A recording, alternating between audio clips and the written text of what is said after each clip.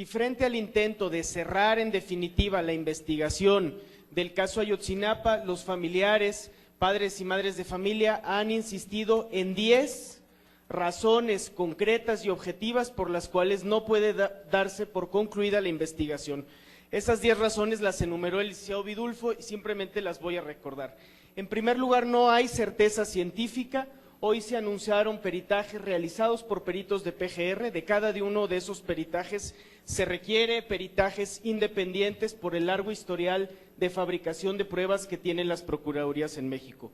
En segundo lugar, la declaración del sujeto apodado El Cepillo no es concluyente porque él mismo acepta no haber presenciado los hechos de principio a fin. En tercer lugar, se han hecho públicas denuncias sobre posibles actos de coacción en contra de algunos inculpados que deben ser investigados para garantizar que esas declaraciones no hayan sido obtenidas por la fuerza. En cuarto lugar, no hay una sola mención en la conferencia del día de hoy de la Procuraduría sobre el esclarecimiento del asesinato de Julio César Mondragón Fontes, quien fue desollado. Ese hecho no mereció una sola mención por el procurador y su esclarecimiento es esencial para entender lo que ocurrió la noche de los hechos. En quinto lugar, continúan prófugos personas que en la propia versión oficial serían muy relevantes para entender lo que ocurrió. Hemos hablado de Felipe Flores Vázquez, hemos hablado de Salgado Valladares, hemos hablado de Gildardo y hemos hablado también de Ángel Casarrubias, el Mochomo. Todas esas personas continúan prófugas, además de 11 de las 15 personas a los que la Procuraduría identifica en el basurero de Cocula. En sexto lugar, se ha hablado también de que no hay hoy por hoy un solo juicio iniciado por desaparición forzada de personas. Contra lo que la Procuraduría ha dicho, el tema no es de penalidad, no es que el secuestro tenga más penalidad y la desaparición menos, el tema es que la desaparición forzada es el delito apropiado para establecer la responsabilidad estatal por graves violaciones a derechos humanos. En séptimo lugar, coexisten en el expediente 2 versiones sobre los hechos, contradictorias entre sí que no han sido esclarecidas. Tiene que establecerse por qué hay personas que confesaron inicialmente que los estudiantes habrían tenido un destino vinculado hacia los rumbos de Pueblo Viejo y Cerro La Parota, versión que fue respaldada por la Procuraduría de Guerrero y que sigue existiendo a nivel del expediente.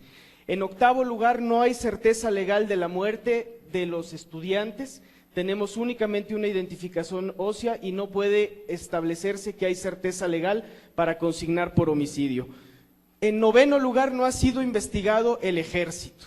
Hoy por hoy hay certeza legal a partir de la declaración rendida por el policía Salvador Bravo Bárcenas ante la PGR de que el Ejército tenía conocimiento al menos desde el 2013 sobre el control que Guerreros Unidos ejercía sobre la policía de Cocula. Hay una línea de investigación sobre el posible encubrimiento que brindó el Ejército que debe ser agotada.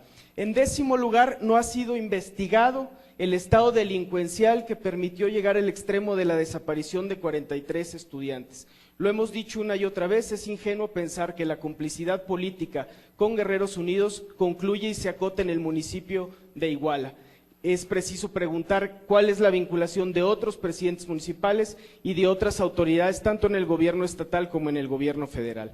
Frente a los 2 incumplimientos de la minuta presidencial y las 10 razones por las cuales no puede cerrarse el expediente, los familiares, los estudiantes y sus representantes han reivindicado su derecho a desconfiar de autoridades que tienen un largo historial de fabricación de expedientes, han reiterado que contrario a lo que hoy se dijo, no es un hecho atípico, hay más de 23,000 desaparecidos en el país, muchos de ellos por autoridades y servidores públicas coludidas con la delincuencia organizada, y finalmente han reivindicado también en esta conferencia de prensa que los padres y las madres asistirán a la justicia internacional. En un primer momento frente al Comité sobre la Desaparición Forzada que examinará el incumplimiento de las obligaciones de México frente a este tema, no solo en el caso de Ayotzinapa, sino en los otros miles de casos que tenemos hoy por hoy en la impunidad.